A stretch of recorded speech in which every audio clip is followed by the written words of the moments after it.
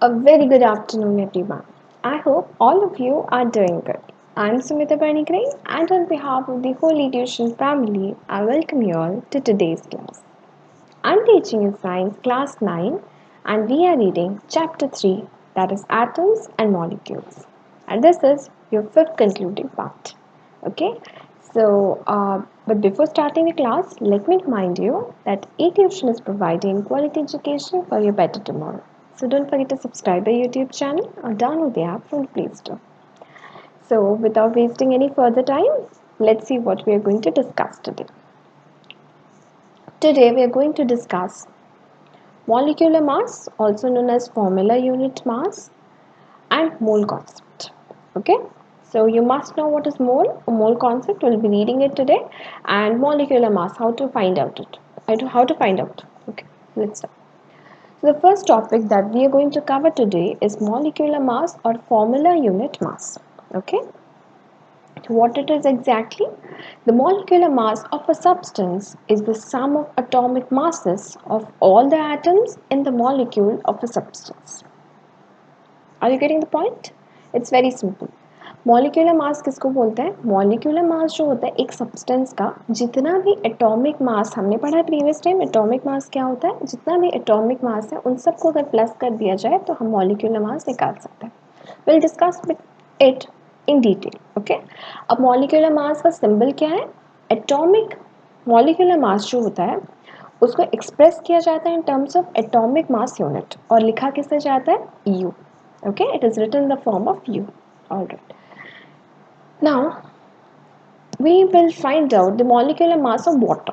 Now, what is the formula of water? In order to find the molecular mass of any particular unit like किसी भी substance का अगर आपको molecular mass चाहिए तो पहले का आपको क्या करना है? पहले आपको उसका फॉर्मूला लिखना है. तो what is the formula of water? It is H2O.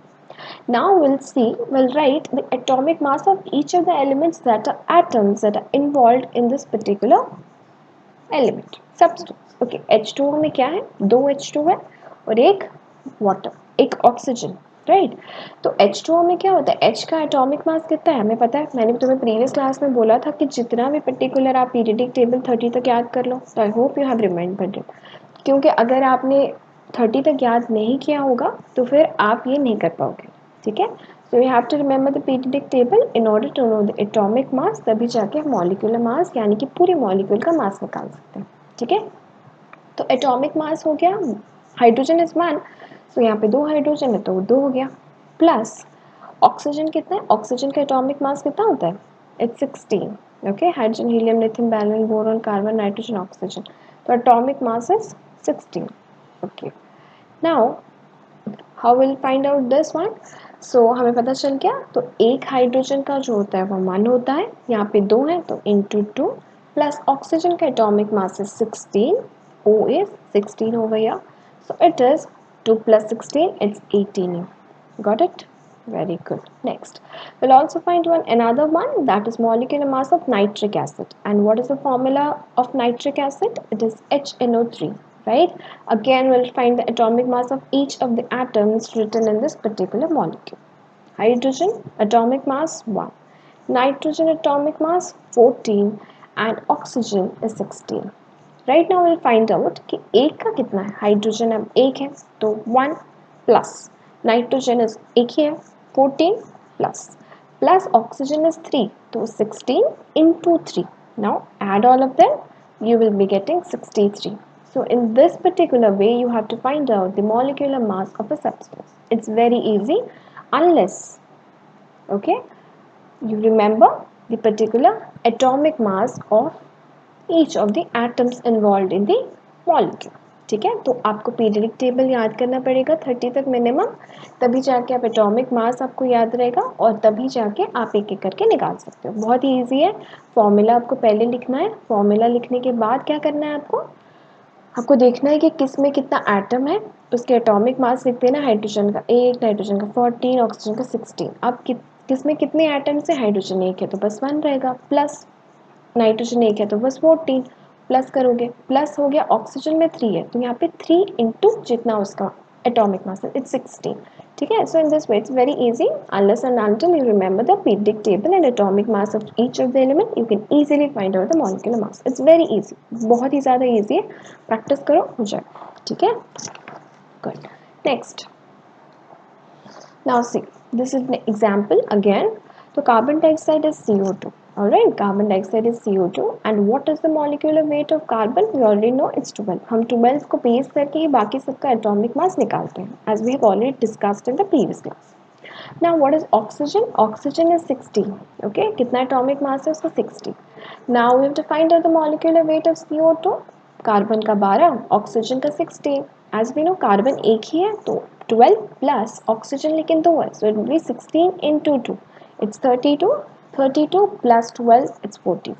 Okay, so 44 U कैसे डिनोट किया जाता है? Molecular weight, molecular mass of the particular element को U के फॉर्म में डिनोट किया जाता है. ठीक है, सो एक पर्टिकुलर कार्बन आइसोटोप, कार्बन का एक पर्टिकुलर कार्बन एटम का मास हमने कितना लिया है? 12 U लिया है. उसी को बेस करके हमने बाकी सबका एटॉमिक मास अज्यूम किया है. ठीक है ना, तो यहाँ पे देखो किसका कितना एग्जाम्पल कुछ कुछ दिया है. हाइड्रोजन का 1 है, कार्बन का इट्स पॉइंट में वैरी करता है बट हम उसको राउंड फिगर में ले लेंगे. ठीक है, हाइड्रोजन का 1 है, carbon is 12, nitrogen is 14, oxygen is 16 and fluorine is 90. Okay, so in this way we have to find out. For example, C2H4. Now C2H4 का बताओ, कार्बन का atomic mass 12, hydrogen is 1, into करो, carbon कितना 2 है तो 2 into 12 plus hydrogen is 1, 1 into 4 तो कितना हुआ 24. Okay, 12 into, yeah, 24 plus 4 is 28. Got it? Very good. Next, carbon monoxide, that is CO. अब C का 12, ऑक्सीजन का 16 प्लस कर दो. ठीक है, 28. नेक्स्ट क्या है? नाइट्रोजन. यहाँ पे नाइट्रोजन का दिया है N2. N2 इज तो 14 होता है. N पर्टिकुलर, एक पर्टिकुलर नाइट्रोजन एटम का 2 है तो इसका मतलब 14 into 2, 28. Okay, so it's very easy. Unless and until you remember the atomic mass of each of the elements, write down their particular formula and then multiply, add and find out. Okay, तो आपको basic hydrogen का याद रखना है, carbon 12 का याद रखना है, oxygen is 16, you have to remember nitrogen is 14. Okay, so ये कुछ कुछ चीज़ें अगर आपने याद कर ली, आप आराम से फॉर्मूला लिखो और उसके बाद सीधा मल्टीप्लाई करके ऐड कर दो. Okay, it's very easy. Next, now these are again some of the examples. Like oxygen, देखो यहाँ पे मतलब हम राउंड फिगर में ले रहे हैं, राइट? तो यहाँ पे क्या हो रहा है, हम जब भी एक वाटर मॉलिक्यूल बना रहे हैं, 2 हाइड्रोजन मॉलिक्यूल कंबाइन कर रहा है to that of 1 oxygen molecule. ठीक है, तो ऑक्सीजन का मास 16 है, 16 ग्राम पर mole, and you can also denote as U. And what is hydrogen? It's 1. Add करना है बस, 2 है तो it's 2 plus 16, it's 18 again. Now if you want to find something of CaCO3, now calcium का कितना है? Calcium is 40. रिमेंबर, कैल्शियम का atomic weight होता है 40. ठीक है, कार्बन का होता है 12 और oxygen is 16. Again you wrote the formula of calcium carbonate, that is CaCO3. calcium is 40 plus carbon is 12 plus oxygen is 16 into 3. Now add all of them, कितना आ जाएगा? 40 plus 12 plus 16 into 3 is 100 U or 100 gram per mole. Okay, so in this way you can easily remember the क्या atomic mass. तो atomic मास इतना ही होता है जितना particular आपका series में नंबर आता है. ठीक है, उसी का मल्टीप्लिकेशन है. ओके, जैसे कि कैल्शियम 20 में आता है, just multiply it with 2, you will be finding the atomic mass of calcium. ना carbon is 6, will multiply 2 to get into क्या 12. But just remember one thing, hydrogen का 1 ही रहता है. ओके, जैसे कि for example H2O is 1 over here, तो 1 into 2 आप करते हो, उसको मल्टीप्लाई मत कर देना. ठीक है, ऑक्सीजन 8 में स्टैंड करता है पर उसका atomic mass is double, that is 60. So to remember in this way, you can remember whatever way is easier for you. Pick one of them and then remember. ठीक है, तो सबसे अच्छा है पीरियडिक टेबल याद रखो, एटॉमिक नंबर याद करो इन सब बेसिक एलिमेंट्स के, oxygen, nitrogen, chlorine. Okay, chlorine is 35.5. Okay, calcium 40. उसके बाद ऐसे कुछ कुछ चीज़ें आपको याद रखनी है. उतना अगर आप याद कर लोगे, आराम से फॉर्मूला लिखो, उसके बाद फिर मल्टीप्लाई करके ऐड करके you have to easily put You can easily find the molecular mass, but don't forget to write the unit. You या फिर ग्राम पर मोल अगर आप छोड़ देते हो आधा मास स्ट्रेट लाइन पे कट जाएगा, ठीक है. So don't forget to write the unit. Very good. Next, now what is mole concept. अब मोल क्या होता है ये आपके लिए नया हो सकता है, ठीक है. मोल कॉन्सेप्ट इस चैप्टर का सबसे इंपॉर्टेंट पार्ट है मोल कॉन्सेप्ट. इससे बहुत सारा क्वेश्चन आता है. So you really need to keep your basics clear over here, क्योंकि आगे जाके आप जब फर्दर क्लासेस में यही इसी को बहुत ही डिटेल में पढ़ोगे तब मोल ही मोल होगा. केमिस्ट्री बेसिकली मोल कॉन्सेप्ट पे ही बेस्ड है. तो बहुत सारे क्वेश्चन आएंगे और अगर आपका मोल कॉन्सेप्ट यहाँ पे क्लियर हो जाता है तो फर्दर क्लासेस में you can easily solve questions, या फिर आपको बहुत दिक्कत होगा. It is all about calculations हो गई. ओके. सो और अगर आपका मोल कॉन्सेप्ट क्या है बहुत अच्छा हो जाएगा 11th 12th में. It will be easy for you. So what is exactly mole concept? What is mole first of all? A mole of a substance is that amount of a substance which contains the same number of particles, that is atoms, molecules or ions that are present in 12 gram of carbon 12. यानी हमने carbon 12 isotope का assume करके atomic number या बाकी सब कुछ assume किया है. तो जितना पर्टिकुलर एटम्स एक 12 ग्राम ऑफ कार्बन यानी C12 आइसोटोप में है उतना ही अगर बाकी अमाउंट बाकी किसी सब्सटेंस में है उसी को हम एक मोल ऑफ अ सब्सटेंस कहते हैं. Because we have taken it as a मतलब हम एक क्या बोलते हैं सेंटर ऑफ द चीज़ लेके बाकी सारी चीज़ें अज्यूम कर रहे हैं. ठीक है, हम ये अज्यूम कर रहे हैं कि कार्बन 12 हमारा हेड है और उसी से हम बाकी सब कुछ एज्यूम कर रहे हैं. तो जितना पर्टिकुलर एटम्स मॉलिक्यूल्स आयंस एक 12 ग्राम ऑफ कार्बन या C12 आइसोटोप में है उतना ही अगर आपको दूसरे सब्सटेंस में मिल रहा है that is said to be mole of the substance. Very easy, very clear. That is the concept. That's it.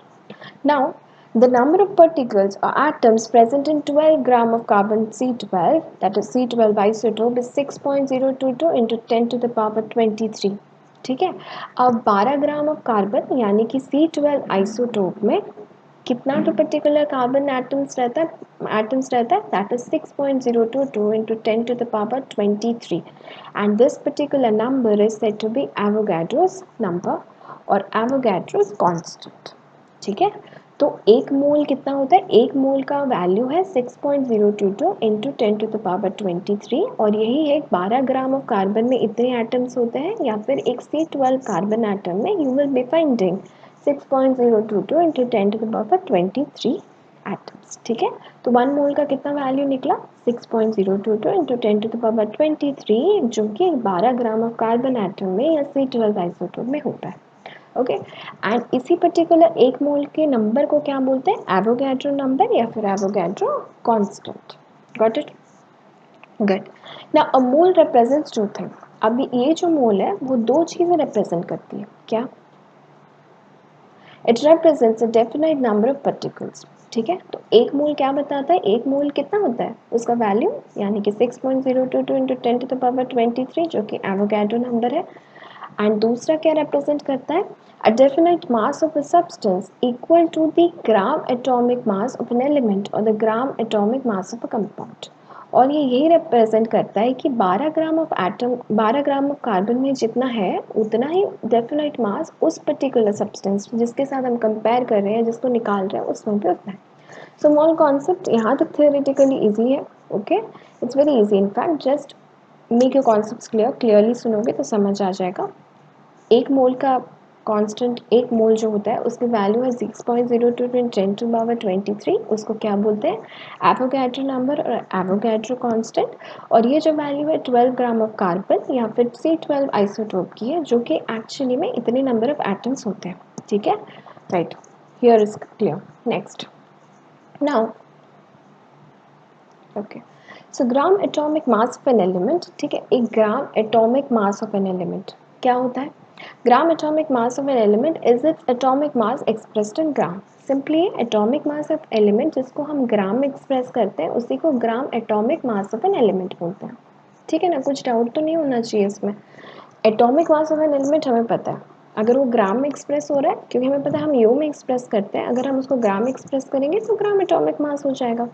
Now oxygen का कितना होगा सेम है बस there will be change the unit. Like अगर खाली आपको atomic mass of an element बोलेगा you have to क्या करोगे आप यूनिट यू लिखोगे. पर अगर ग्राम एटॉमिक मास बोलेगा तो वही यू की जगह you have to change the unit to ji.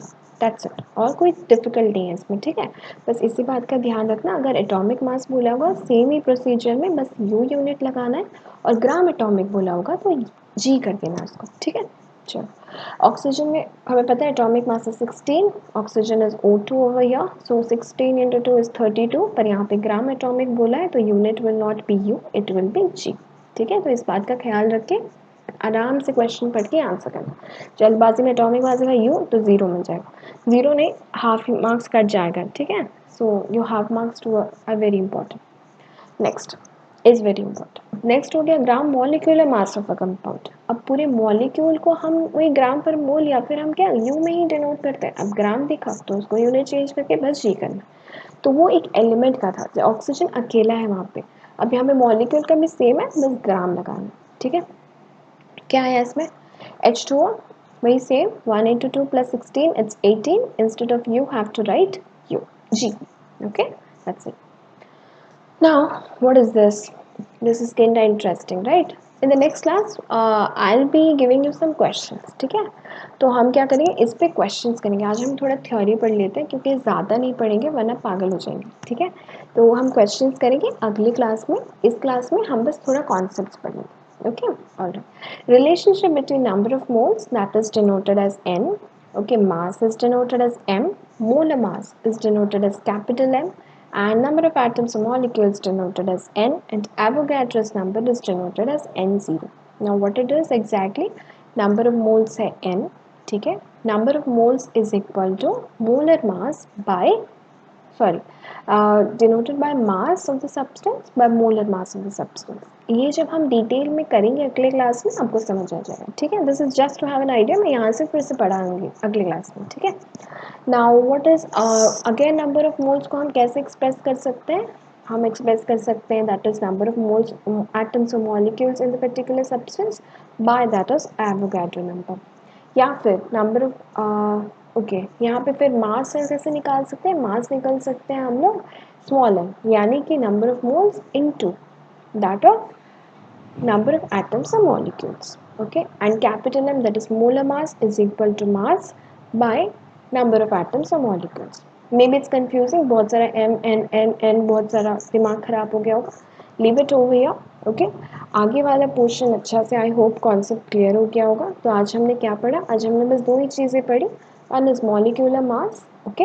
What is molecular mass, molecular mass वही होता है जिसमें कि आपको सबको प्लस करना होता है, ठीक है। तो for that you have to remember the periodic table, अभी तक अगर याद नहीं किया है तो I request you to remember it, okay.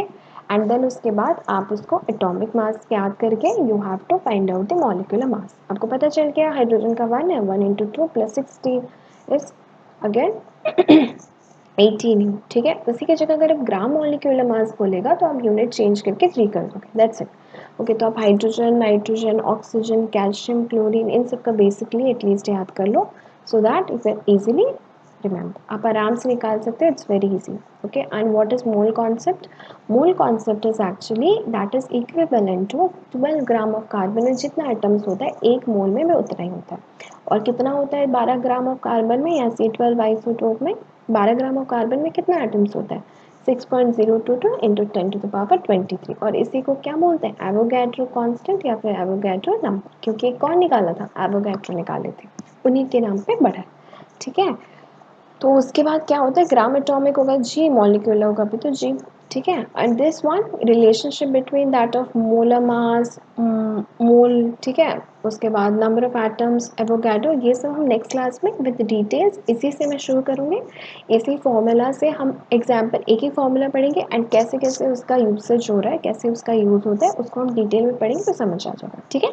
So for now just forget it, the previous version I hope कि आपको याद हो गया होगा, ठीक है। Thank you all for watching today's video, and if you have any doubt regarding this particular topic, already हम ख़त्म होने पे आए हैं इस चैप्टर में, दैट इज़ आपका एटॉम्स एंड मॉलिक्यूल्स का। तो आई होप कि आपको ज़्यादा डाउट नहीं होगा, but if you have any doubt regarding this particular chapter let me know in the comment section below, I will definitely answer. And I hope कि सारे concepts आपके क्लियर हो रहे हैं, ठीक है। सो ज़्यादा से ज़्यादा प्रैक्टिस करो, पीरियडिक टेबल याद करो, ठीक है। तो The more you practice, the perfect you become. So I'll see you in the next class with a new session, and we'll discuss the mole concept in detail with lots of examples. Okay, till then, I hope I just hope that you're doing good, and see you in the next session with a new topic. Until then, have a good day and keep smiling.